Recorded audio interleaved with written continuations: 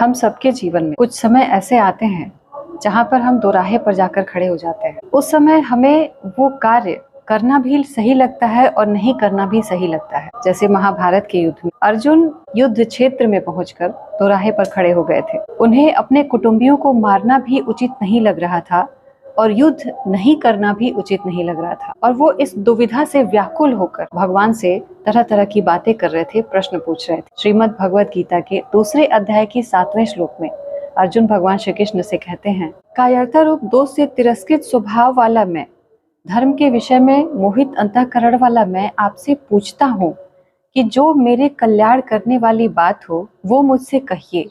मैं आपका शिष्य हूँ, आपके शरण हुए मुझे शिक्षा दीजिए। अब यहाँ अर्जुन भगवान श्री कृष्ण से 4 बातें कहते। पहला तो वो धर्म के विषय में पूछते हैं, दूसरा वो अपने कल्याण के बारे में पूछते हैं, तीसरा वो शिष्य बन जाते हैं और चौथे में वो शरणागत हो जाते हैं। अब जो उनका पहला प्रश्न है धर्म के विषय में पूछना, इसके लिए सामने वाला स्वतंत्र होता है, वो उत्तर दे भी सकता है और नहीं भी दे सकता है।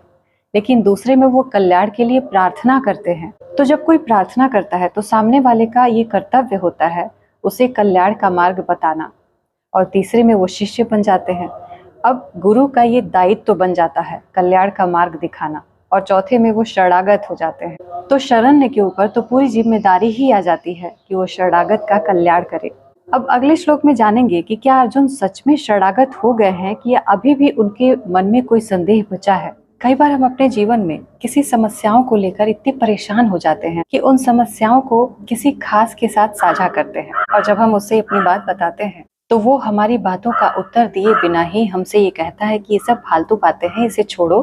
तब हमारे मन में ये लगता है कि कहीं ऐसा तो नहीं कि मैं ही गलत हूँ, फालतू के समस्याओं को लेकर बैठा हूँ। हम उसकी बात मानने को तैयार हो जाते हैं, लेकिन अंदर से हमारा मन उसकी बात को मानने के लिए गवाही नहीं देता, क्योंकि हमें लगता है कि ये तो हमें यही बोलेगा कि तुम ये सब फालतू बात छोड़ दो, और मैं ये बात छोड़ना नहीं चाहता।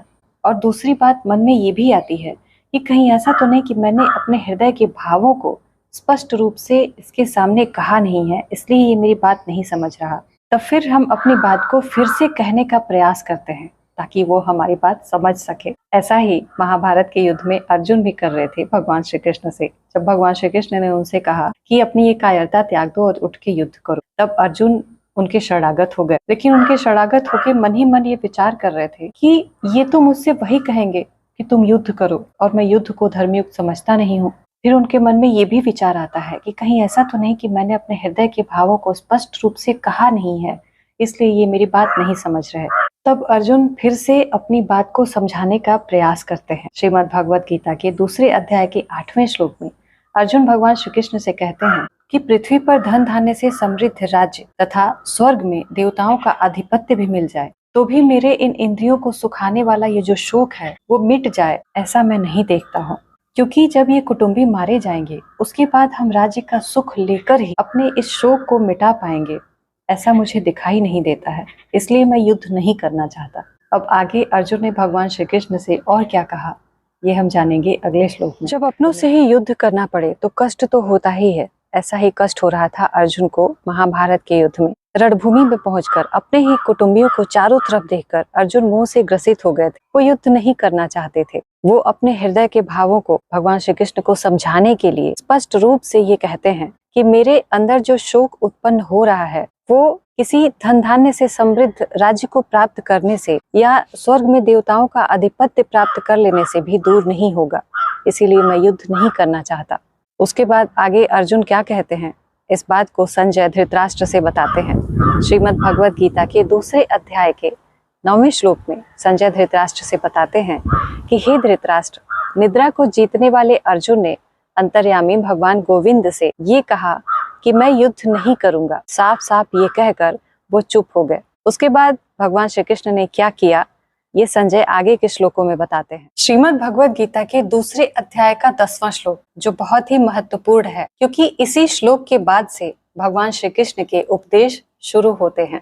इस श्लोक में संजय धृतराष्ट्र को ये बताते हैं कि अर्जुन जब भगवान श्री कृष्ण से साफ साफ ये कह दिए स्पष्ट शब्दों में कि मैं युद्ध नहीं करूंगा, और जाकर रथ के मध्य भाग में बैठ गए, उसके बाद भगवान श्री कृष्ण ने अर्जुन से क्या कहा, ये संजय धृतराष्ट्र को बताते हैं। श्रीमद् भगवद गीता के 2 अध्याय के 10वें श्लोक में संजय धृतराष्ट्र को बताते हैं कि हे धृतराष्ट्र, दोनों सेनाओं के मध्य भाग में विषाद करते हुए अर्जुन के प्रति भगवान श्री कृष्ण हंसते हुए से आगे कहे जाने वाले ये वचन बोले। अर्जुन ने भगवान श्री कृष्ण से साफ साफ कह दिया कि मैं युद्ध नहीं करूंगा। उसके बाद उनकी बातों पर भगवान श्री कृष्ण को हंसी आ गई। उन्होंने मुस्कुराते हुए अर्जुन से आगे कहे जाने वाले वचन बोले। अब भगवान श्री कृष्ण ने क्या कहा ये हम जानेंगे अगले श्लोक में। तो मिलते हैं अगले श्लोक के साथ। जय श्री कृष्ण।